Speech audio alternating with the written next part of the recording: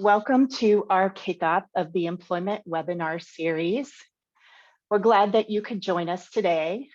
As I mentioned, I'm Kimberly Wickert with the University of Kentucky Human Development Institute and the Retain Grant, along with Judy-Ann Romeo, a registered nurse and certified case manager who has extensive experience working with individuals, employers, and organizations to help people stay at work and return to work. Over the past 14 months, Judy-Ann has been instrumental in helping companies across the United States develop and launch their COVID-based stay at work and return to work programs. And she will be sharing some of her expertise on that today. If you have questions during the presentation, please feel free to enter those in the Q&A box and we will go ahead and answer those for you. And we'll also have some time at the end of the presentation to be able to answer questions as well. So we have a half hour packed full of information. And then in the next 30 minutes, our objectives are that you will learn the symptoms of COVID-19 long hauler syndrome. Also, we would share with you how you can avoid triggering symptoms of multiple chemical sensitivity, or MCS, during your workplace sanitization efforts. You're going to learn about universal design and how to use universal design, or UD, to promote accessibility while decreasing the transmission of COVID-19 in the workplace. And our last objective is how to access, retain expertise in your stay at work and return to work efforts. With that, I'm going to go ahead and hand it over to Judy-Ann, who's going to start us off with long hauler syndrome. Thank you, Kimberly. As Kimberly said, I'm going to start off talking about long haulers and long hauler syndrome. Most people with COVID-19 recover within a few weeks, but some experience lingering symptoms. Those individuals are often referred to as COVID long haulers. About 10% of COVID patients become long haulers. The list of long hauler symptoms is long, wide, and inconsistent. For some people, the lasting coronavirus symptoms are nothing like the original symptoms when they were first infected with COVID-19. The most common long hauler symptoms are coughing, shortness of breath, ongoing, sometimes debilitating fatigue, body aches and joint pain, loss of taste and smell, even if this didn't occur during the height of the illness, difficulty sleeping, headaches, and brain fog. Brain fog is among the most confusing symptoms for long haulers. People report being unusually forgetful, confused, or unable to concentrate, even enough to watch TV. This can happen to people who were in an intensive care unit for a while, but it's relatively rare. However, it is happening to a variety of patients, including those who weren't hospitalized. Some people have reported feeling better for days or even weeks, then relapsing. For others, it's just a case of not feeling like themselves. Fragrance allergies and hyperosmia add to the expanding list of long-term COVID-19 symptoms. Hyperosmia is defined as a heightened and hypersensitive sense of smell that has been associated with a number of medical conditions, including COVID-19 and multiple chemical sensitivity, or MCS. In many cases, the associated respiratory and physical symptoms are debilitating and occur in people who have had no prior illness that would trigger them. MCS, or multiple chemical sensitivity, while we can classify it in these categories listed here, it can be very different as to the onset and symptoms from person to person. Multiple chemical sensitivity affects 13% of people in the United States, and 26% of the population reports having a chemical sensitivity. Of those diagnosed with MCS, 86% report symptoms like migraines when exposed to products with fragrance. 71% have asthma or breathing issues. 70% can't go to places where products like air fresheners are used. 61% lost work days due to workplace fragrance odors. So you can see how it can easily impact an individual at work and in the community.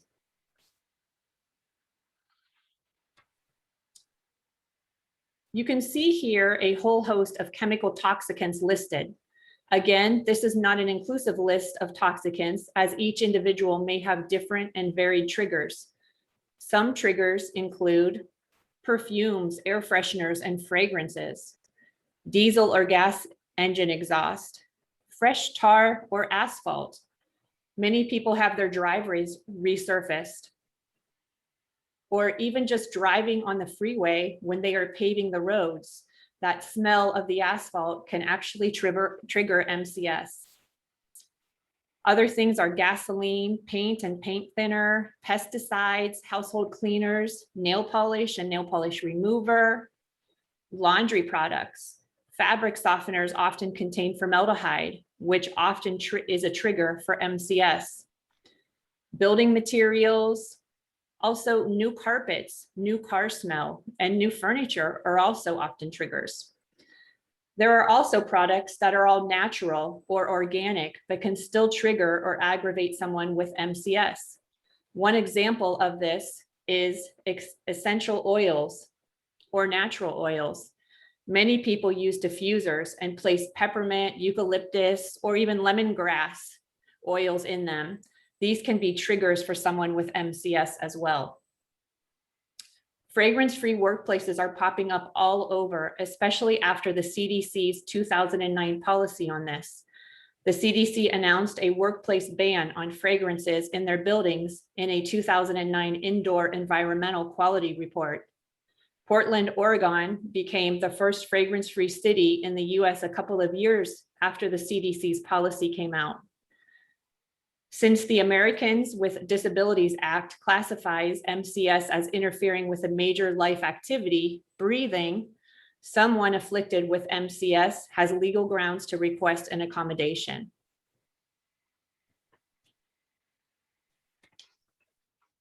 Ways to lessen the chances of aggravating someone with COVID-19 long hauler syndrome or MCS is to sanitize safely. Stay away from aerosolized products and spraying products in the air. This is easily inhaled into the lungs and can be very abrasive to the respiratory system.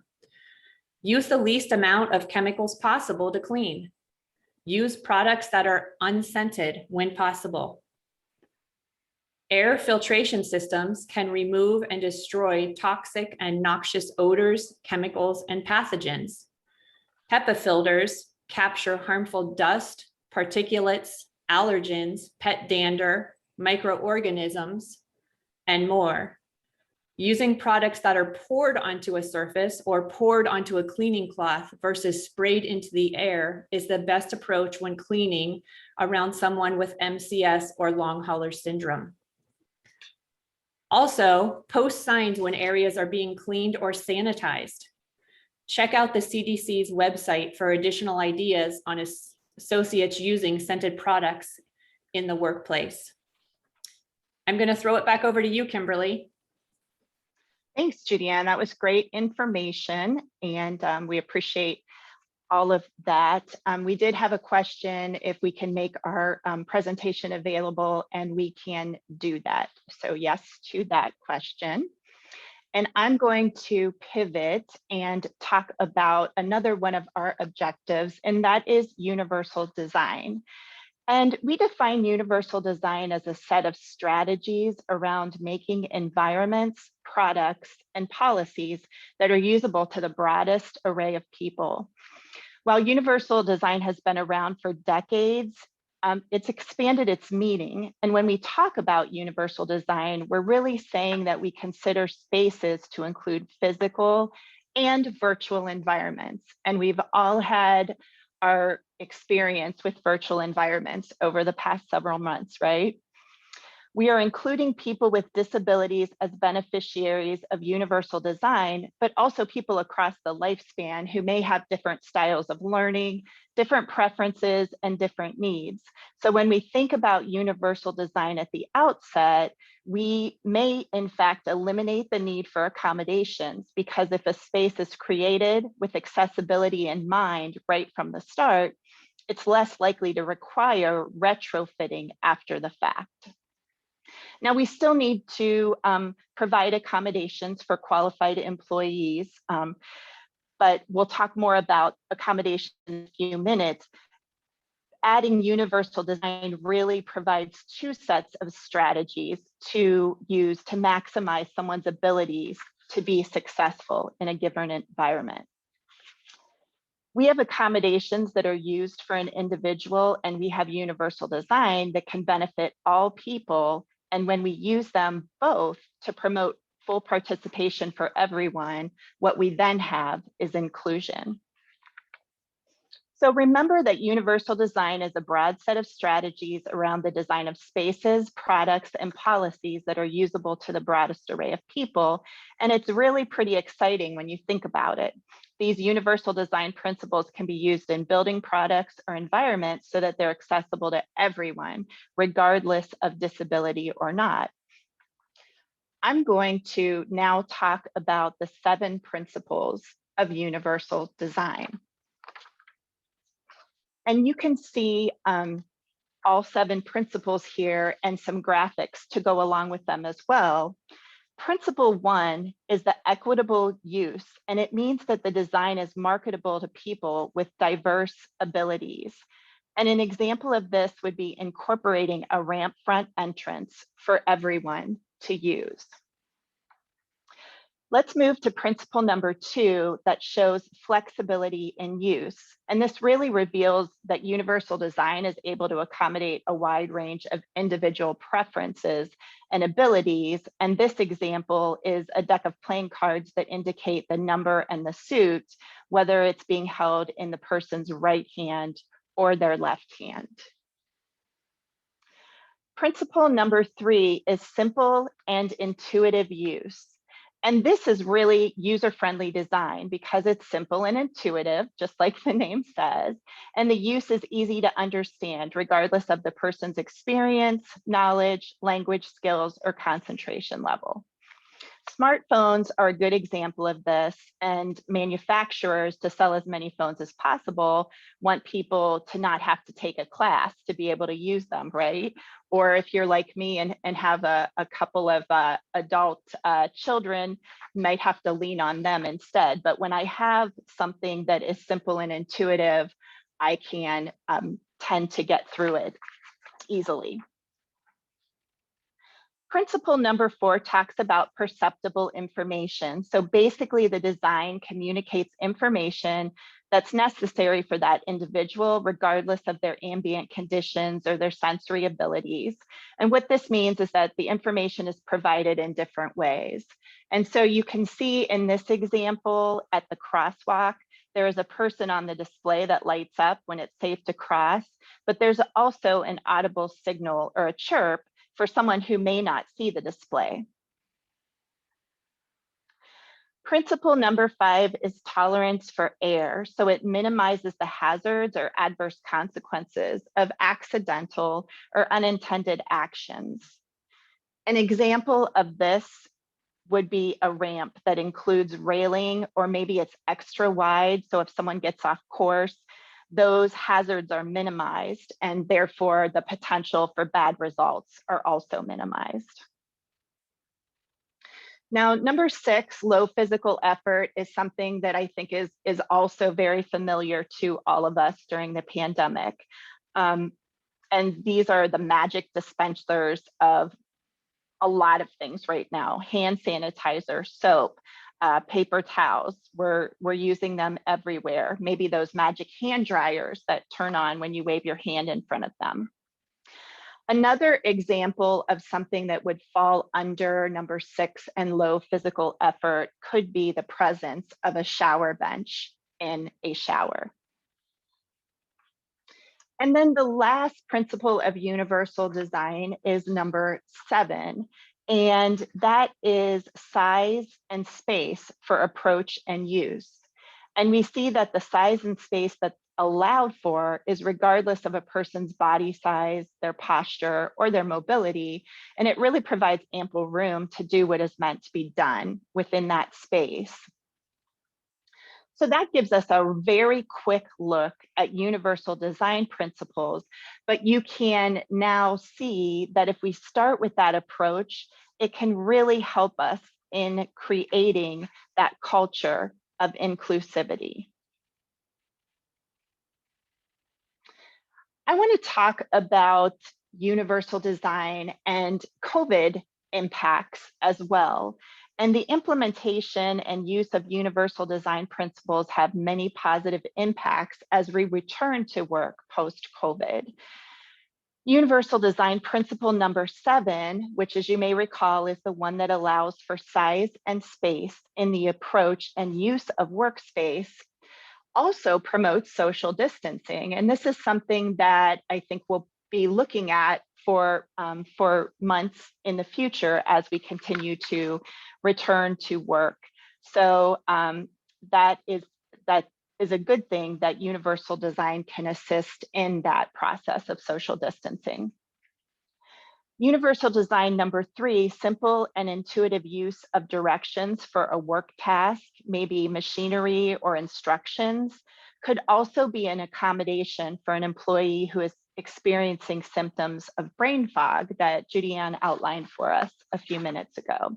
So again, universal design, when utilized, could assist in decreasing COVID impacts. Low physical effort, or universal design principle number 6, promotes the lack of physical contact, thereby decreasing COVID transmission. And then finally, we have number 2, which is the principle of flexibility in use. And while we often think of this as something that is with objects in a physical sense, it could also be the flexible design of a staggered work schedule that could also promote social distancing in the workplace. So just wanted to give you some takeaways to think about how you can utilize universal design in the workplace as we are returning, and also lessen the impacts of COVID. I'd like to share some information about Retain Kentucky Phase 1, which is a multi-systems community change approach to retaining job talent within the state of Kentucky. And RETAIN stands for Retaining Employment Talent After Illness or Injury Network. And it's led by the Kentucky Department of Workforce Investment, the University of Kentucky Human Development Institute, as well as the Council of State Governments, to be able to implement and promote stay at work and return to work strategies, along with health, employment, and public health support to individuals as they may experience an injury or illness that impacts their ability to keep working. And we provide immediate support and assistance to maximize the likelihood of the employee staying at work or returning to work following an illness or injury. So supporting people in their stay at work and return to work processes includes a team approach. And I've had the opportunity to learn a lot about our team members within Retain. And our return to work coordinators are great at assessing what an individual needs in the stay at work and return to work process, and engaging not only that individual participant, but also anyone else who may be part of the team to help that person stay at work or return to work. So that would include the employer, the healthcare provider, maybe a family member or friend in their support network as well. So that's the engagement process. And then connecting the retained participants with resources that may be a barrier for them to stay at work or return to work. So if somebody has a need for transportation, our return to work coordinators can connect them with resources to overcome those social determinant barriers to be able to stay functional, to be able to return to work and stay at work. We also have expert assistive technology specialists who look at the environment, and that can also be in the workplace, and assess that environmental fit by identifying assistive technology solutions that are available to that individual to be able to stay at work and return to work. And then lastly, you see here peer supports, and we have individuals who help retain participants balance the health and work priorities that they have in order to be able to stay at work and return to work following an illness or injury. And our peer supports are individuals who too have experienced some of those same situations and can share their experience and recommendations and help that retained participant, that employee, that individual, develop those self-advocacy skills and communicate effectively. And that's really critical for us because we want that individual to have those skills that are sustainable on an ongoing basis, even after they may no longer be participating in the retained grant. So the participant criteria is that it is an illness or an injury that is not work-related in nature. The individual must be currently employed or have been employed within the last 12 months and have made at least $1,000 in one of those months. And in phase one, the individual needs to either have an employer that is located in, resides in, or receives healthcare in Bourbon, Bullitt, Clark, Fayette, Henry, Jefferson, Jessamine, Madison, Oldham, Scott, Shelby, Spencer, Trimble, or Woodford counties. And then lastly, the participant has not applied for or is not receiving any federal disability benefits, such as Social Security, disability insurance, or supplemental security income. So ways that we can engage in the stay at work and return to work process, and that we can help assist you with as part of the Retain program, is knowing that we can all influence attitudes and understanding to promote that inclusive workplace. And we do that through our return to work and our stay at work focus. Some of those ways might be by providing light duty or modified duty types of work, reassignment, or identifying transitional duty work tasks for an interim period. Individuals as well as healthcare providers can request and review job descriptions for modified duty options based on the essential functions of that job. And we also would recommend that as an employer, you review job descriptions, not just for modified duty options, but to make sure that they're updated and accurate, especially with the pandemic. A lot of jobs have changed. Some of them have become virtual, obviously. Maybe some of the essential functions are no longer accurate. So make sure that you're taking a look at your job descriptions and reviewing them and making sure that they're accurate, because that could be the difference between somebody being able to stay at work or return to work quickly. Another way to engage is to recognize that work is as an expectation for everyone. And by promoting the principles that we touched on today of universal design as a best practice, we can also explore accommodations for those individuals because they may already be built in, and we don't have to retrofit if we're using universal design as our best practice.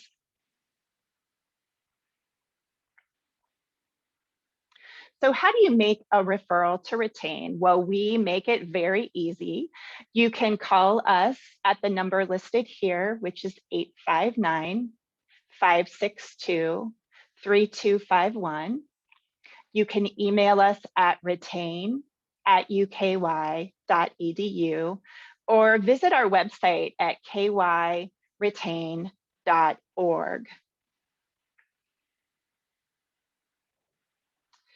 I don't see any questions, any additional questions in the Q&A, but if you do have questions, feel free to reach out at any of those points that I just shared. I'm also excited to tell you that we will be hosting our employment seminar series on a monthly basis, and we're working on our next one, which is communicating with your healthcare provider following an illness or injury. And that will be not just from an individual perspective, but from an employer perspective as well. And we will be sending out information about that in the next coming weeks. Thank you all for spending some time with us today. Thank you, Judy-Ann, for co-hosting with me. And we really appreciate you taking the time to spend with us. We hope that you had some takeaways. And if you have any questions, feel free to follow up with us. Everyone, have a great day.